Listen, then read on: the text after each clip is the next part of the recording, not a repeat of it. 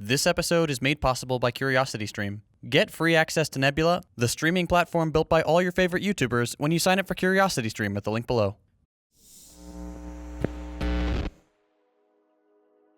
In the United States, we like to pride ourselves on being the best at things. We spend more money than any other nation on our military, healthcare, and education.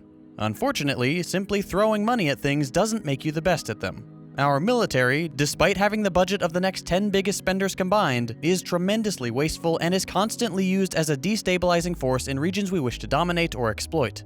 Our healthcare system, despite occupying the world's #1 spot for per capita expenditure, is routinely ranked the worst in the developed world in terms of access, efficiency, and effectiveness. While each of these topics deserves its own video, in this episode we're going to focus on the US education system, why it's failing our students and teachers, and what we can do to fix it. Think back to your time in school. What do you remember? Early mornings, long windowless hallways punctuated by locked doors, a strictly regimented schedule. Your school life was dictated by the authority of the teacher, who conditioned you with countless commands every day. Sit down, open your textbook to page 10, stop talking, line up. You were punished for speaking to classmates, making a joke, or coming in a single minute late. You had to get permission to use the restroom. Class started with a bell and ended with a bell. There's another kind of institution that follows a similar structure. It shouldn't come as a surprise that in the US, many of the same architects who designed our prisons also designed our schools. For many of us, school is an unpleasant memory. Sure, most of us had fun with friends we made in class, but that fun was exclusively outside of school hours. Odds are the memory of your education itself is pretty negative. Besides the experience of attending American school, the outcomes the system produces are also less than stellar. Despite our cultural obsession with getting American students to perform well in standardized testing, our scores fall squarely in the middle of the pack compared to other industrialized nations. This single-mindedness also has a more critical consequence. By demanding our teachers simply prepare students for testing rather than fostering an actually effective learning environment, we end up with students who not only forget everything they crammed into their heads immediately after taking the test, but who also lack the skills required to learn effectively.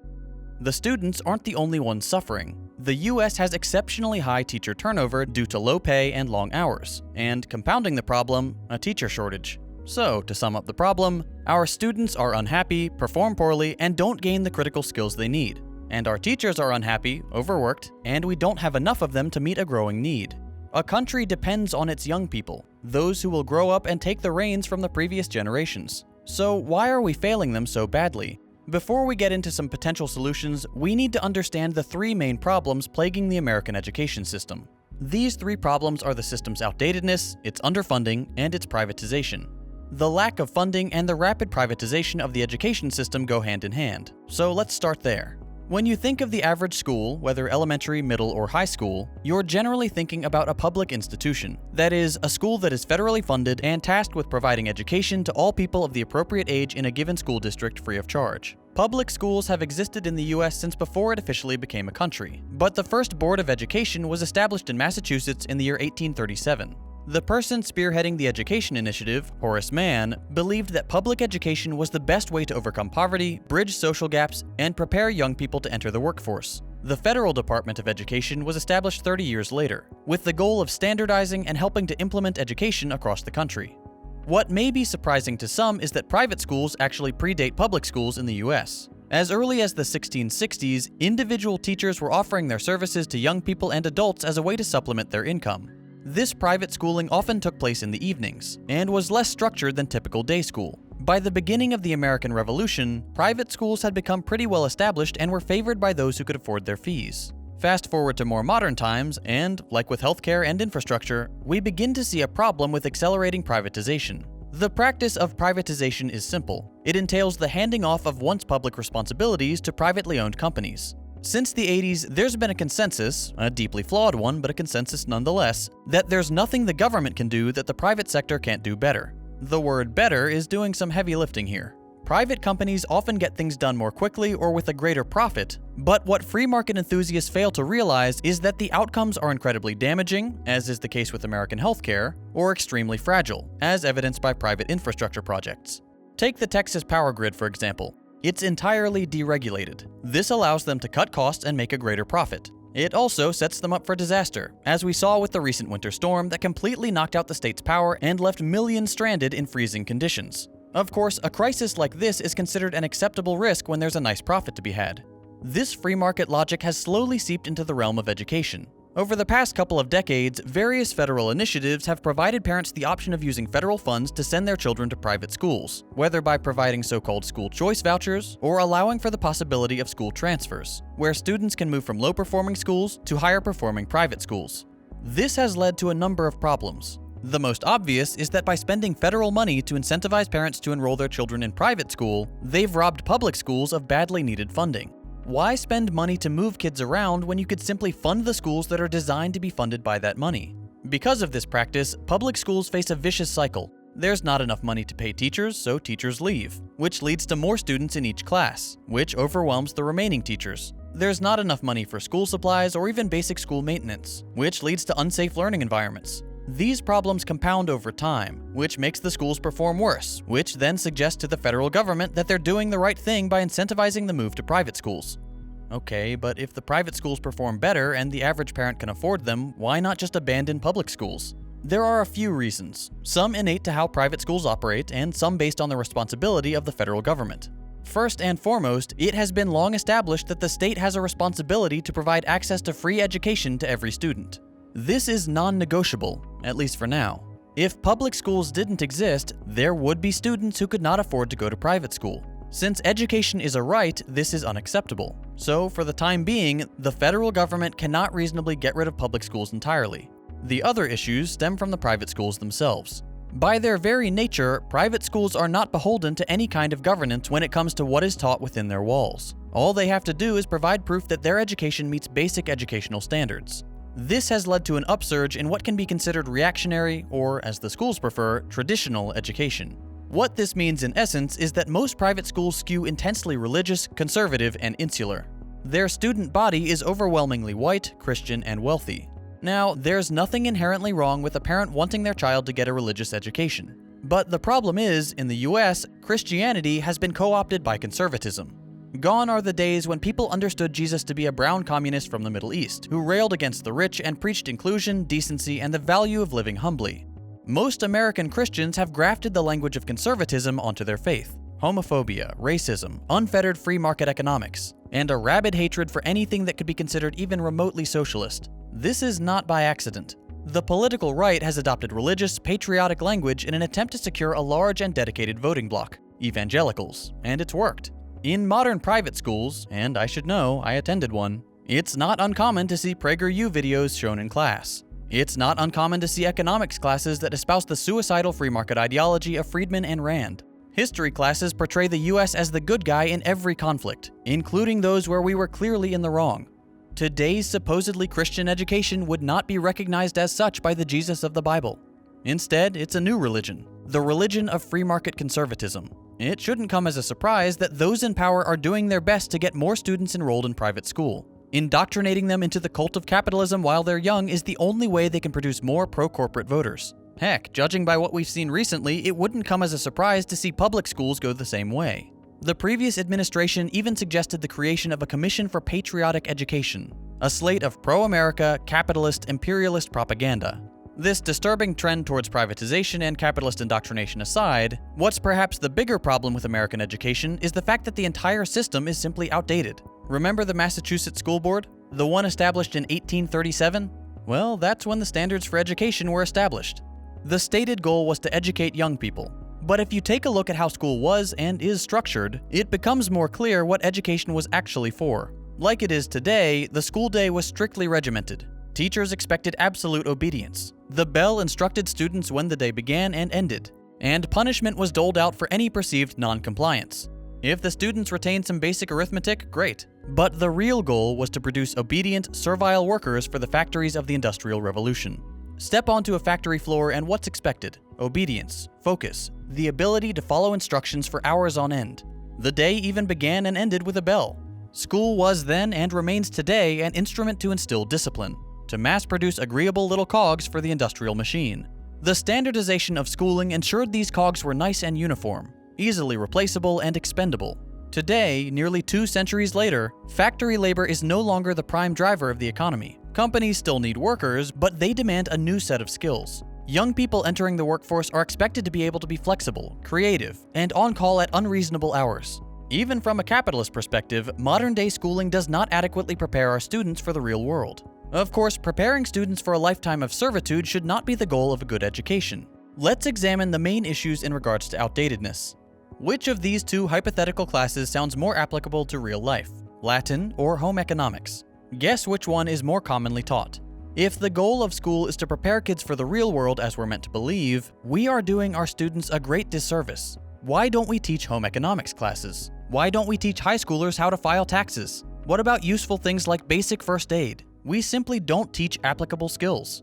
Then there's the fact that school curriculum just hasn't kept pace with advancements in modern technology. Basic computer classes are offered as electives, if at all. Even less common are video production, digital art, coding, web design, 3D modeling, and countless other modern skills. We're letting students down when we don't acquaint them with modern tools. As a personal anecdote, I have a younger sister who's shown a proclivity for drawing. Her school's art class, while led by a good teacher, doesn't even mention new digital techniques. Since I work creatively for a living, I took the liberty of teaching her a bit about digital art and apps like Procreate.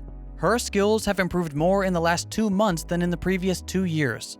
And I'm no artist. I just told her about the app and suggested she watch some YouTube videos. Imagine if public schools had the funding for even a handful of art tablets or iPads. Kids could come out of middle school with skills they could translate into a rewarding career or hobby by the time they graduated from high school or college. Okay, so what are some solutions we could pursue? It's all well and good to say teach better classes, but that only addresses part of the problem. The root cause of many of the issues our education system faces is that we simply don't have an incentive to teach our students. As with anything in America, if there's no financial incentive, nothing will change. The profit motive is the bottom line. Private schools have an incentive to at least prepare students for standardized testing, so that their parents will be happy and keep paying tens of thousands of dollars per year for tuition. But that education comes packaged with truly damaging ideology, so making private schools more accessible would not be a long-term solution, as those students would go on to pass even more ludicrous free market education reforms. Vocational schools are an option if we truly believe the only purpose of education should be to prepare students for the job market. There's a lot to be said for picking a trade and excelling in it. Electricians, welders, AC technicians, these are all critical roles in our society. One problem with vocational schools is that they typically come with a tuition, which can be a difficult burden for many families. Homeschooling is another option, though in the US, it often carries a similar connotation to private schools. Many homeschooled children come from very religious backgrounds and are kept separate from other kids their age, which can lead to serious developmental issues. That being said, there are plenty of homeschooling programs that include on-location learning, such as in museums or on community college campuses. This offers a more diverse, hands-on experience for students and can provide an excellent learning environment depending on the child. Now, that right there is something we don't discuss enough in the US. Appropriate education depends on the child. We don't all learn the same way. Some students learn more quickly than others. Some require hands-on experience. Some learn simply by watching or listening. By creating one single, standardized educational template, we're trying to standardize a whole spectrum of humanity, and that just doesn't work. There are some types of education, such as those found in Montessori schools, that try to foster a more diverse learning environment, allowing students to learn at different paces and having students who grasp subjects more quickly work with those who are struggling. This allows more room for personal growth, but also fosters empathy and interpersonal skills. The jury is still out on whether Montessori schools are strictly better than more traditional education, but some studies seem to say pretty conclusively that their students fare better than those in standard schools. Overall, the moral of the story is that, like always, privatization is harming the majority in the pursuit of ever greater profits. The defunding of public schools has caused our country to slip further and further behind our peer nations. Our inability to keep up with the times has produced students who are woefully under-equipped to compete with students from other countries. Even from a capitalist perspective, it should be clear that our education system isn't working. And maybe that's the point. Maybe for the ruling class, it's desirable for the average American student to fail, so that they're forced to take the lower-paying jobs that generate huge profits for their executives. Whether that's the case or not, I think it's safe to say that we cannot expect the federal government to solve the problem. For at least the past 40 years, they've been completely controlled by massive corporations, and will continue to trend towards suicidal free market non-solutions. Instead, I would suggest that education on the community level could be a worthwhile endeavor. If we expanded the idea of homeschooling to include other members of your community, we could create localized educational templates that not only allowed for more individualized expression, but also catered towards the needs and unique perspectives of each community. Local experts could teach small classes in their respective fields. Students could learn the history of their town, city, or region. Parents could build a network of trust where they could all help supervise or teach each other's children, which in turn would strengthen the community, fostering cooperation, friendship, and empathy. These communities could engage in sort of small-scale exchange programs, day or week-long trips where students could experience the realities of different communities, which would provide them with worldly experience and a refreshing change of pace. We tend to get stuck in the notion that what we have now is the only possibility, whether that's in regards to healthcare, entire economic systems, or education. There are so many improvements we could make, so many possibilities worth exploring, and few are more important than how we teach the next generation. More and more often, young people are turning to alternative sources for their education. YouTube is a great one. I've learned a lot just from watching videos on topics I'm interested in. Another great place to learn about all sorts of interesting topics is CuriosityStream. If you liked today's video, I highly recommend you check out Education in the Age of Technology on CuriosityStream. It's a fascinating look at the potential changes to education in the 21st century. CuriosityStream is an established streaming platform with a solid track record of caring about great educational content and the financial security of those who produce it. They've got thousands of nonfiction titles from some of the best filmmakers in the game. As you probably know, YouTube doesn't treat its creators very well. That's why some of my YouTuber friends and I teamed up to build Nebula, so we don't have to worry about demonetization. As educational creators ourselves, we love CuriosityStream, so we've worked out a deal where if you sign up for CuriosityStream at the link below, you'll also get access to Nebula, 100% free. That's less than $15 a year for both CuriosityStream and Nebula, which, in my humble opinion, is a pretty great deal. Since most of us are still waiting for the vaccine, why not spend some time learning about fascinating topics on CuriosityStream? Or check out Nebula's exclusive content, including my upcoming series on the resurgence of fascism. You can also watch all my videos as they were intended, ad-free. There really is something for everyone, and by signing up at the link below, you're helping us produce more content without the fear of demonetization. Give CuriosityStream a shot, and get free access to Nebula when you sign up using the link below. It really does help support my channel and educational creators all across YouTube. If you enjoyed this video and you'd like to see more like it, consider subscribing to stay up to date with my latest episodes. If you hated it, go ahead and drop a thumbs down. You can check out my previous episodes by clicking the links on your screen. Thanks for watching, and I'll see you next week.